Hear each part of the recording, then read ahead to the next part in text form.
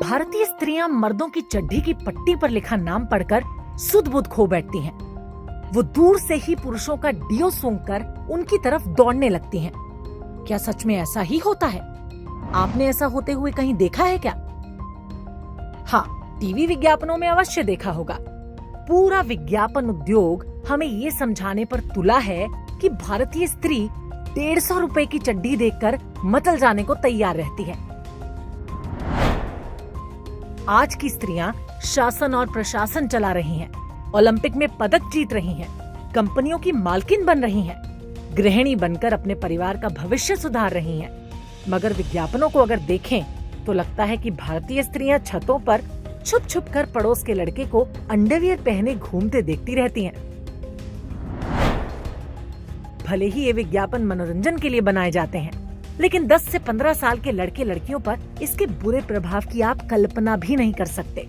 ये सीधे तौर पर लड़कों को सिखा रहे हैं कि पढ़ाई शिष्टाचार गया तेल लेने, तुम बस कच्छे बदलो और लड़कियां तुम्हारे आगे पीछे नाचेंगी। ये आज के युवाओं को नहीं बल्कि आने वाली पीढ़ियों को भी बरगला रहे हैं। टीवी पर आप लक्स कोजी का विज्ञापन देखिए। अंडरवियर की शक्ति से माथे पर बिंदी लगाने वाली एक भारतीय महिला की साड़ी उड़ जाती है। अब जरा सोचिए कि लक्स कोजी बनाने वाली कंपनी क्या कभी इसी तरह कोई बुर्का उठाने की हिम्मत कर सकती है? विज्ञापन में एक शादीशुदा हिंदू महिला को ही क्यों चुना गया होगा? क्योंकि वो जानते हैं कि हिंदू चुपचाप विज्ञापन देख लेंगे, पसंद नहीं आया तो आंखें फेर लेंगे, लेकिन कुछ बोलेंगे नहीं। इसलिए हिंदू संस्कृति और परिवारों को जितना चाहे कलंकित और अपमानित करते रहो। अब कंपनी की कहानी सुनिए। इसके मालिक हैं अशोक तोड़ी। उनकी एक बेटी है जिसका नाम है प्रियंका। ये बात है साल 2007 की। 18 से 19 साल की प्रियंका कोलकाता में एक प्राइवेट कंप्यूटर एकेडमी में पढ़ने जाती थी।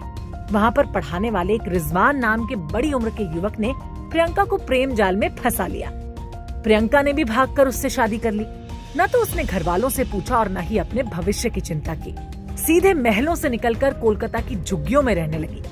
दिमाग पर फिल्मों की कहानियां जो हावी थी, लेकिन प्यार का नशा उतरते वक्त समय नहीं लगा। प्रियंका एक दिन वापस अपने घर चली गई और लौटकर कभी नहीं आई।